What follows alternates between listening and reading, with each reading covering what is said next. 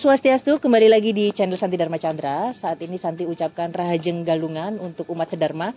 Dan ini adalah galungan keempat Santi selama menjadi Dharmika. Dan buat teman-teman, nanti Santi lampirkan cuplikan pas waktu Santi belajar Banten bersama Ratu Pedanda Istri yang ada di Sidan Gianyar, Bali.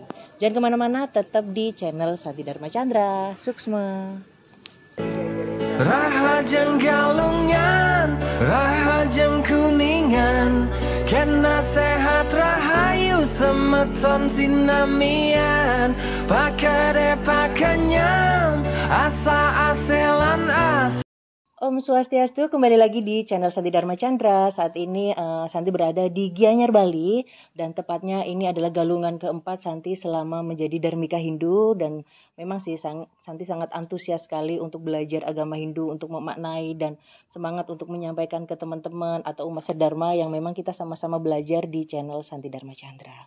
Nah, sebelumnya Santi ucapkan Rahajeng Galungan. Semoga kebaikan kita semua bisa memberikan dampak yang semesta ini dan kita diberikan semangat untuk berjuang di jalan Dharma untuk melawan adharma. Nah, di sini Santi mau belajar dan kita semua bisa belajar bersama tentang makna galungan. Nah, Santi mau menarik benang sejarah ke belakang sedikit tentang Bali dan Jawa dan agama Hindu. Bahwasanya dari kata galungan sendiri itu berasal dari Jawa kuno. Jawa kuno yaitu yang artinya itu bertarung. Nah, ada juga galungan juga disebut dengan dungulan yang artinya menang. Nah, memang sih ada perbedaan antara Jawa dan Bali. Biasanya kalau untuk perbedaan Jawa dan Bali itu untuk sebutannya aja. Misal kalau di Jawa itu ada wuku galungan. Kalau untuk yang di Bali artinya wuku dungulan yang artinya memang sama kok.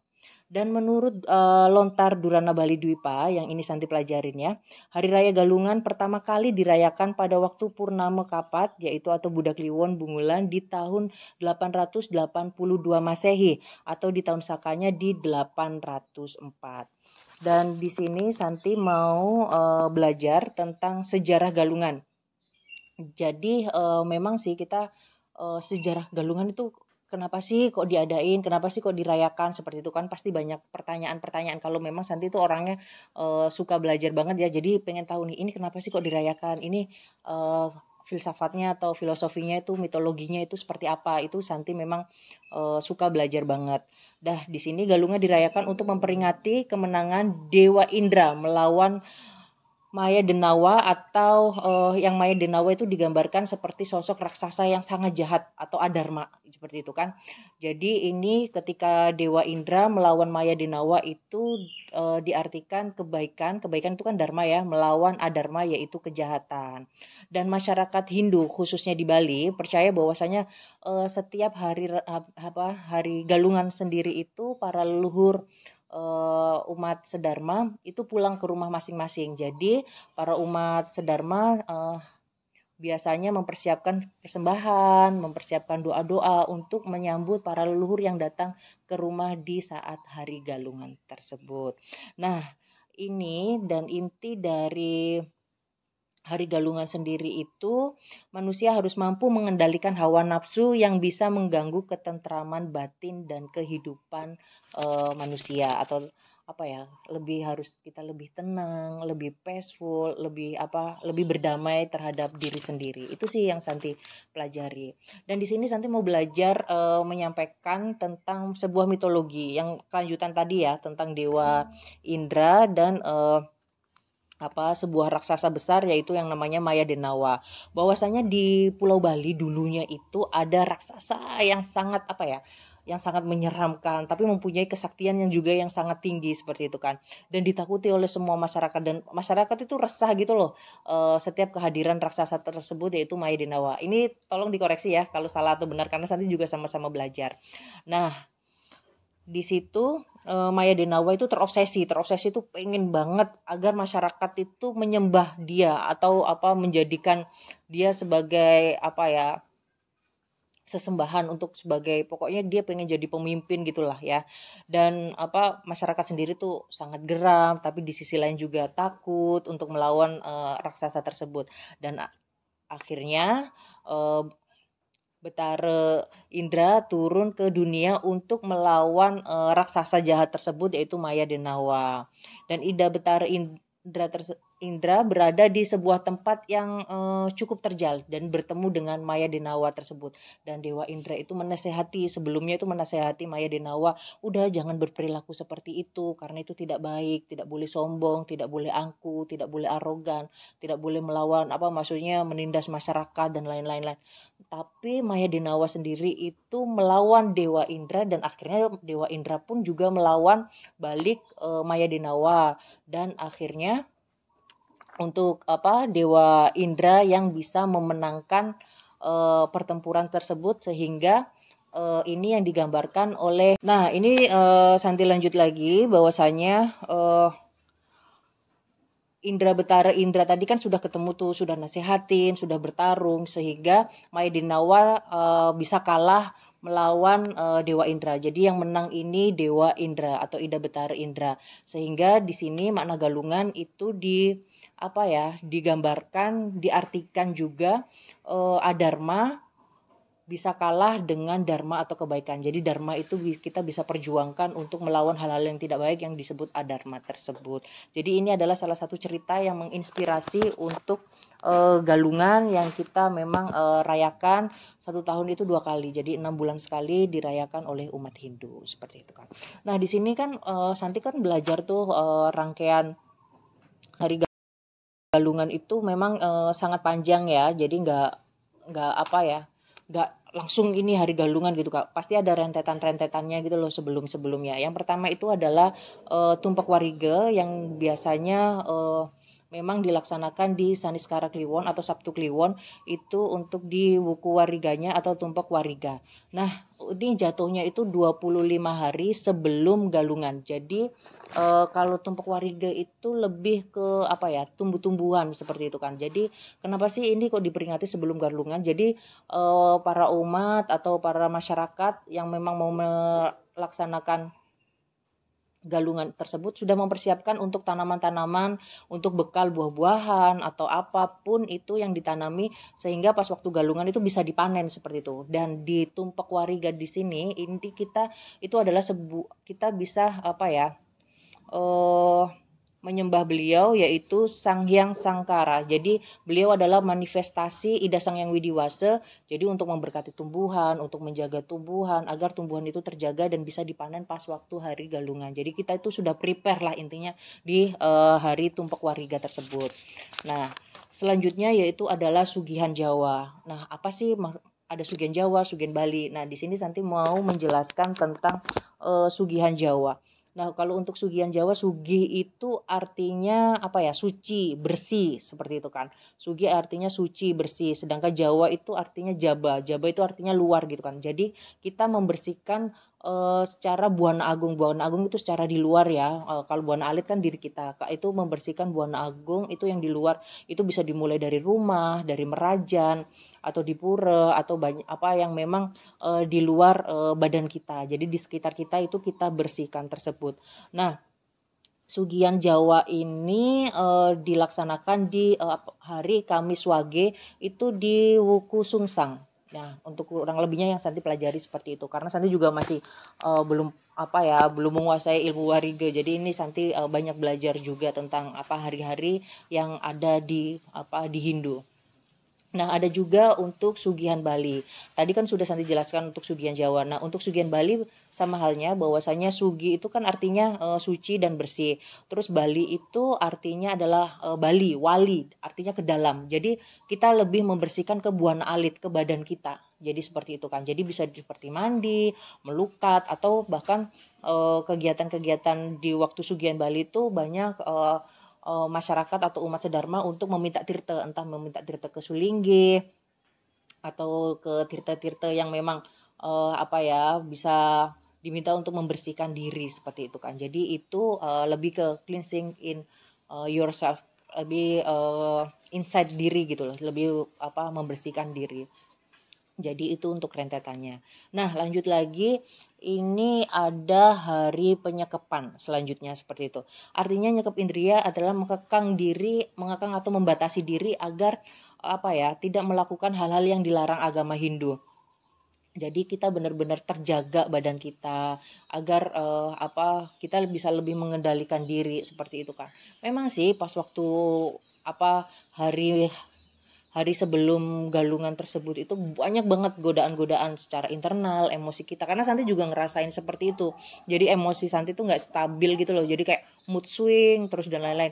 Dan akhirnya pas waktu itu Santi sempat ingat nasihatnya Gu Ngaji Bagus yang ada di Sanur, bahwasanya iya memang kalau mau hari raya Galungan itu cobaan itu banyak, maksudnya ujian kita itu digoda kuat atau enggak ketika mau hari Galungan. Jadi seperti itu. Oh ya udahlah, itu Santi langsung memberikan pemikiran kepada diri sendiri ketika lagi mood atau emosi yang lagi swing gitu kan, langsung oh ya udah ini memang mau Galungan sih, mungkin Santi lagi digoda buta atau memang lagi ujian dari Tuhan, sehingga biar ya tadi tuh balik lagi kita melawan adharma dengan kebaikan-kebaikan tersebut seperti itu. Jadi kalau untuk hari penyekapan ini dilaksanakan di Minggu Pahing. Di Minggu Pahing di Wuku Dungulan seperti itu ya. Nah, lanjut lagi hari penyajan. Penyajan ini berasal dari bahasa Bali. Kalau ini berasal dari bahasa Bali yang artinya saja, yang artinya benar atau serius. Dan di sini tuh kita seperti memantapkan hati, memantapkan keseriusan diri kita untuk melaksanakan galungan. Jadi di masa-masa ini juga mood itu juga kurang maksudnya kita juga sering digoda gitu loh oleh yang namanya buta, sehingga agar kita mungkin mengetes kesungguhan kita, benar nggak sih kita itu benar-benar niat untuk melaksanakan galungan, benar-benar kita bisa melawan adharma dengan semangat dharma seperti itu kan. Karena ini semacam seperti menguji sih sejauh mana tingkatan pengendalian diri kita untuk melangkah lebih dekat di hari galungan. Dan di sini dirayakan di Senin Pon. Ini di wukunya Wuku Dungulan. Oke, seperti itu ya. Dan lanjut lagi hari penampahan.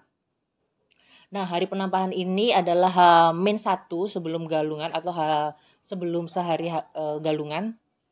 Jadi tepatnya di Selasa Wage, untuk wukunya juga Wuku Dungulan seperti itu kan. Jadi penampahan itu artinya nampa. Nampa itu ada artinya menyambut. Jadi hari ini tuh di hari-hari penampahan ini umat Hindu disibukkan di motong hewan pakarnya atau bisa dikonsumsi di keluarga untuk makan bersama seperti itu, dan membuat penjor. Jadi kalau udah penjor udah terpasang nih, ini udah mendekati memang mau galungan seperti itu. Jadi buat teman-teman yang penjor itu fungsinya buat apa sih? Jadi memang untuk sebagai tanda kalau kita H-1 mau galungan seperti itu. Jadi kalau untuk disibukkan juga seperti masak-masak. Kemarin kan Santi di Griya Sidan. Jadi sama Ratu Istri Pedanda masak lawar bebek, terus masak terus masak apa lagi ya, banyak sih pokoknya makanannya enak-enak gitu loh. Jadi Santi pulang kerja terus makan masakannya khas Galungan itu Bali banget, jadi enjoy gitu kan. Jadi Santi seneng kayak suasana kekeluargaan gitu kan. Nah di hari Galungan ini ternyata ya, ini ada, maksudnya di Hindu tuh ada nggak sih kayak istilah-istilah mudik gitu kan. Ternyata di hari Galungan ini juga ada istilah mudiknya loh. Jadi karena pas waktu di hari Galungan itu biasanya umat Hindu itu kan sembahyang ke Merajan, sembahyang ke pura-pura terdekat tempat tinggal tersebut. Jadi banyak masyarakat yang mudik ke kampung halaman untuk merayakan Galungan seperti itu. Nah, Santi mau merangkai bahwasanya Galungan ini kan bertepatan dengan purnama ya. Jadi kayak full moon gitu loh. Jadi memang Santi merangkai dengan ESQ, yaitu tentang emotional spiritual question. Jadi metode penggabungan antara kecerdasan emosi dan kecerdasan spiritual. Jadi kan pas waktu hari penyekapan, hari-hari tadi yang saya jelaskan bahwasanya kita itu memasuki hari Galungan itu dengan persiapan fisik, dengan persiapan pikiran, perasaan yang memang untuk prepare untuk hari Galungan itu kan butuh kesiapan yang sangat matang sekali ya. Jadi sehingga itu bisa mempengaruhi emosional kita. Bagaimana kita bisa mengolah emosi itu biar bisa lebih tenang seperti itu kan. Itu sebuah proses sih, nggak bisa kita langsung instan seperti itu. Santi juga nggak gampang sih untuk mengolah emosi Santi sendiri. Jadi kayak pas waktu lagi aduh ini gimana sih, oke ini kayak mood aku juga nggak enak gitu kan, tapi balik lagi beberapa jam kemudian ternyata kayak gini, jadi ada jeda waktu untuk memahami. Jadi buat teman-teman ketika mengalami hal-hal seperti itu nanti diingat banget bahwasanya kita itu lagi digoda oleh buta. Jadi untuk mengetes bagaimana kesiapan kita, kesungguhan kita untuk ya tadi itu lagi kita dengan semangat dharma untuk melawan adharma. Pasti ada aja cobaan, itu pasti ujian, itu pasti ada aja. Tadi nanti pasti ingat-ingat aja untuk obrolan Santi di sini ya kan. Jadi itu pengendalian diri kita. Jadi hal seperti itu ketika kita bisa mengolah sirkulasi emosi kita dengan sebuah pemikiran-pemikiran atau dengan jiwa-jiwa yang bisa kita kendalikan dengan dewasa gitu kan, itu akan menjadikan semangat spiritual yang bagus. Dan di hari-hari tersebut itu ketika Santi mungkin lagi mood swing banget gitu kan, parah banget lah itu, Santi itu sembahyang, nyalain dupa, terus duduk bersila, terus minta ketenangan dari Ida Sang Yang Widewasa. Itu sangat membantu sekali sih. Siapa sih yang mau nolong kita kalau bukan Tuhan sama leluhur kita gitu kan, termasuk dengan apa yang ada di diri kita gitu kan. Jadi itu yang Santi lakukan. Jadi kita tenang dulu, hening dulu, terus ya udah kita berusaha untuk pasrah tapi tidak menyerah. Jadi benar-benar quality time dengan leluhur dan Tuhan seperti itu. Jadi apalagi kalau di full moon seperti itu kan, kadang ada teman-teman yang ngerasain aduh badanku capek-capek, pegel-pegel, atau badanku kurang enak, atau kenapa sih aku kok gampang emosi, tersulut emosi, atau kenapa sih aku kok kayak gini, ada masalah atau problem. Nah ini adalah tips-tips yang Santi sampaikan buat teman-teman ya. Jadi yang pertama adalah hindari reaksi berlebihan, karena Santi nggak mencontohkan orang lain, Santi mencontohkan diri Santi sendiri. Santi adalah tipe orang yang reaktif waktu itu, maksudnya Santi tuh orangnya aduh ini kalau ada sesuatu hal itu langsung bereaksi. Cuma pas waktu sekarang selama menjadi Hindu itu Santi bisa lebih slow gitu loh, lebih kalem. Mungkin teman-teman Santi yang dulu kan tahu dulu Santi tuh kayak gimana itu tingkahnya, udah gitu kan. Cuma sekarang itu kayak lebih tenang, lebih berusaha untuk bijak, berusaha untuk lebih dewasa gitu kan. Jadi ini adalah kalau tipe-tipe yang reaktif, buat teman-teman yang tipe reaktif, jadi adalah berusaha memahami bahwasanya bulan purnama ini tuh lagi tinggi-tingginya gitu loh, secara emosi, secara intensnya seperti itu kan. Jadi kita menghindari sesuatu hal yang men-trigger emosi kita. Jadi hindari sebuah lingkungan yang kurang baik. Misal janganlah kita berada di lingkungan yang kayak suka ngomongin orang, terus di lingkungan yang memang yang bisa memberikan dampak negatif gitu loh. Karena hidup ini kan energi ya, kumpulan dari energi-energi. Jadi kalau misal jangan dianggap kayak kalau kita sering ngomongin orang sendiri tuh, meskipun kita cuma jadi pendengar doang, itu kita ketimpa energinya gitu loh yang kurang baik. Jadi itu sangat pengaruh sih. Jadi nggak apa-apa kita disebut pilih-pilih lingkungan, nggak masalah, atau pilih-pilih teman nggak masalah. Hidup kan memang memilih. Jadi bagaimana kita memilih hal-hal yang baik gitu kan. Jangan sampai kita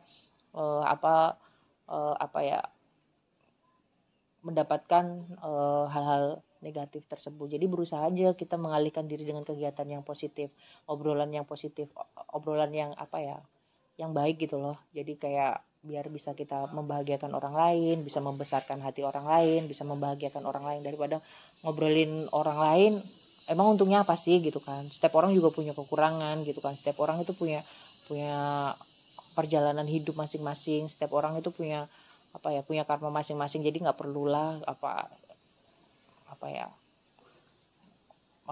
kayak nggak perlu untuk mencampuri hal-hal yang tersebut. Itu kita harus fokus in myself sendiri seperti itu. Dan yang kedua itu adalah hindari keputusan yang pas waktu kita lagi emosi yang tidak baik. Hindari mengambil keputusan yang sangat penting, karena itu takutnya kita mengambil keputusan pada waktu marah. Karena penyesalan terbesar itu ketika kita mengambil keputusan pas marah. Jadi kita nggak bisa mengontrol. Jadi takutnya nanti kita kecewa di kemudian hari. Nggak apa-apa kita maksudnya hening dulu, kita diam dulu sambil berpikir, sambil nunggu kita agak slow, Jadi ketika kita udah tenang, baru kita bisa mengambil keputusan apapun, seperti itu kan.